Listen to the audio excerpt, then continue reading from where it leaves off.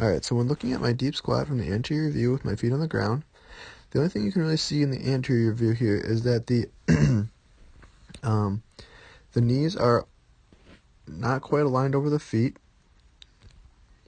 as you can see here. So if we just drop a line approximately straight down, that one doesn't look too bad.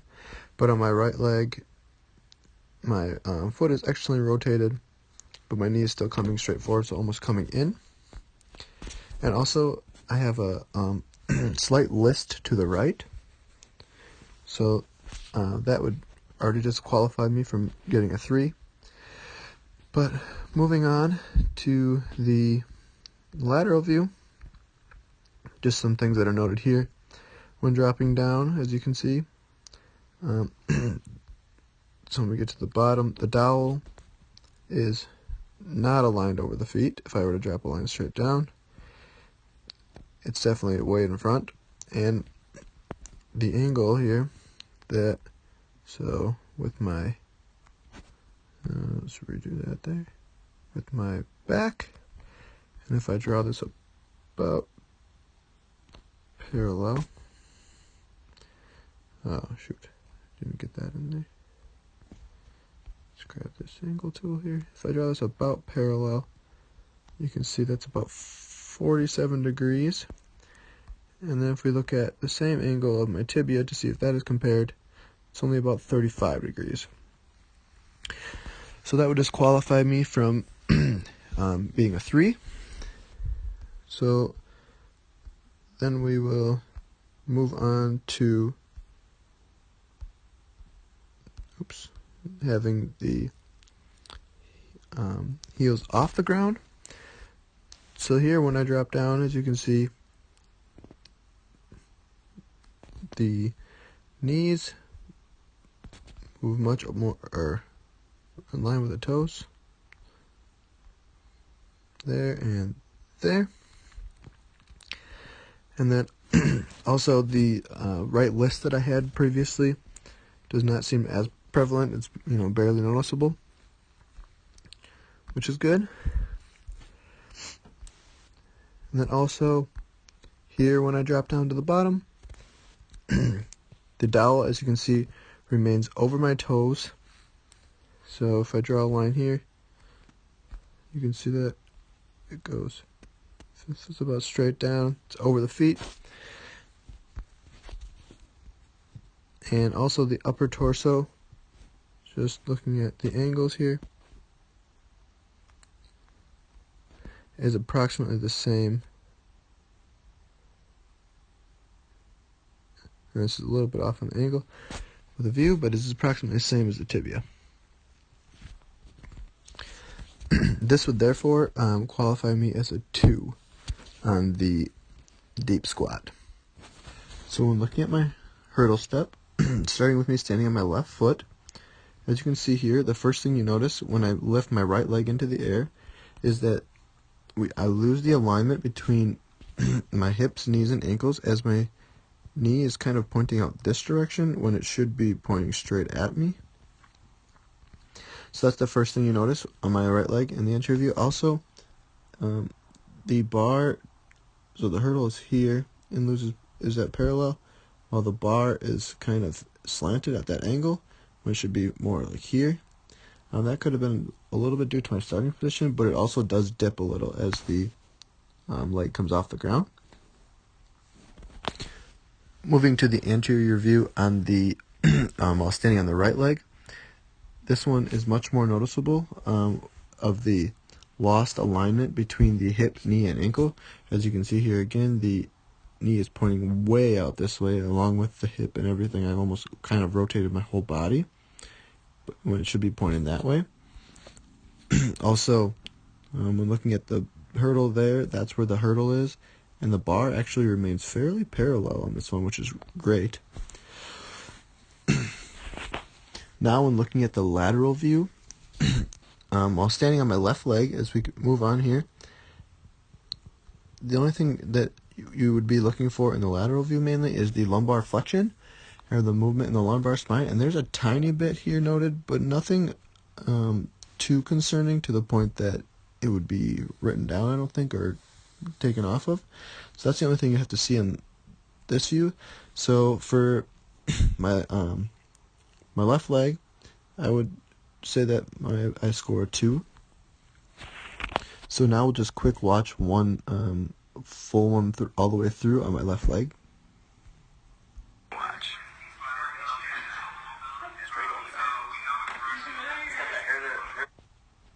And even there, on the side view, you can almost see the alignment that is lost, the malalignment between my hips, knees, and ankles as I'm going over.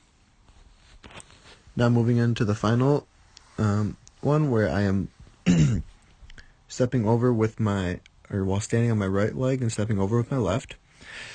As you can see here, I stepped over, and the alignment between my lumbar spine, I have a little bit more forward lean with this one noted. As you can see, if you watch my head right through here, I have a little bit of forward lean, but nothing, shown of too much concern. We go all the way through, touch, and bring it back. So this one is another one, the same one that I would give myself a 2 on as well for the right side. So when looking at the anterior lunge onto my right leg, as you can see here, when I drop down, for the most part, until I get down there, I remain vertical. It's hard to see the dowel. It's barely sticking up above my head on this one. I made a little mistake, but it is right there on top. It remains vertical, but as soon as I get down to the bottom, I get a strong lean to the right. And this, unfortunately, was my best one, but as you can see here, this would be about vertical there, maybe a little bit there, but I'm got quite the lean, almost as I'm tipping over, as if I'm tipping over, and my knee does not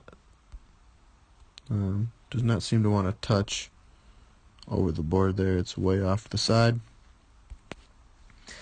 So that would immediately disqualify me from a 3. But because of that would in the anterior view qualify me as a 2. So moving over to the lateral view, all the dowel contacts are maintained, as you can see here. And in the lateral view, I seem to do a lot better with my lean. There's no lean really noted on that, but the knee touches behind the heel. But just because of my anterior view, for the right leg, or lunging onto the right leg, I'd give myself a 2. When looking at the anterior lunge with my left leg in front, this side was a lot better than my right. So as you can see here, I will drop down the whole time. My torso remains vertical. You don't have anything there all the way through. Now the camera wiggles a little bit. As you can see here, my knee mostly is behind my foot for the most part. It's a little off the side, but it still remains on the FMS board.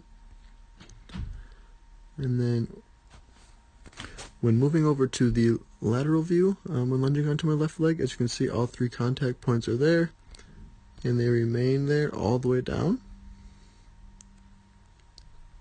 through the whole lunge.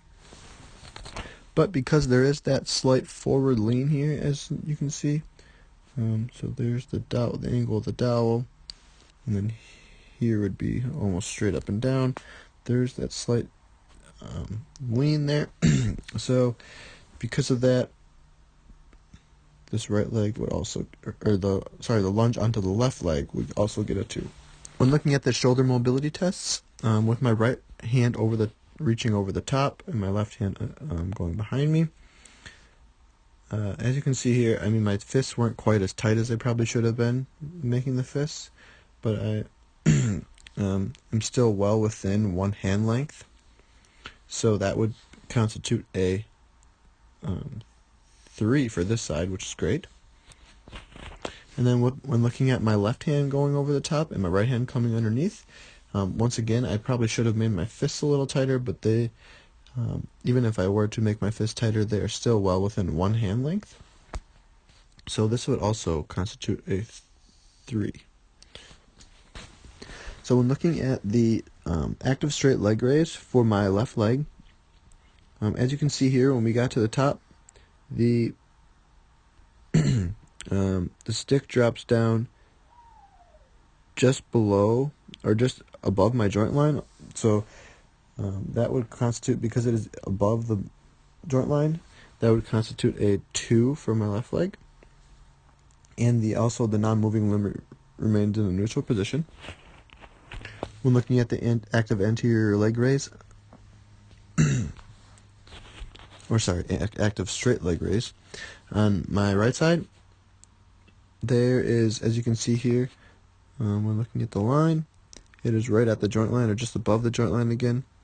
Again, because of the angle of the camera and where we were videotaping from, we're a little bit off of completely lateral view, but it is above the joint line just barely. So that would also constitute a 2 for this one.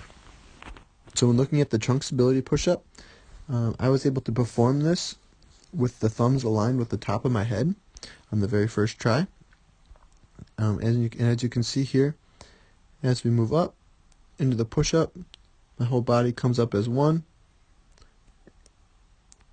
comes up as one, and then goes all the way down, all as one unit. So that would constitute a 3 for this test. So when looking at the rotary stability, I'll just show you one side because I was unable to perform the unilateral repetition on either side. It was very bad, so I had to strong lean to that side. Was unable to hold myself, and was pretty much falling over the whole time. So then we moved on to the diagonal repetition. So as you can see here, my body stays straight, both come out, and I touch knee to elbow. So this would constitute a 2 here for the right arm and left leg. Also, looking at the other side now, as I go ahead and lift my left arm and left leg, I remain flat and level, and then I'm able to touch my elbow to my knee again, and come all the way back, out, and then back down. So this here would also constitute a 2 overall. For time's sake and reducing time of the video, all pain provocation tests were performed before the testing, and none of them caused any pain.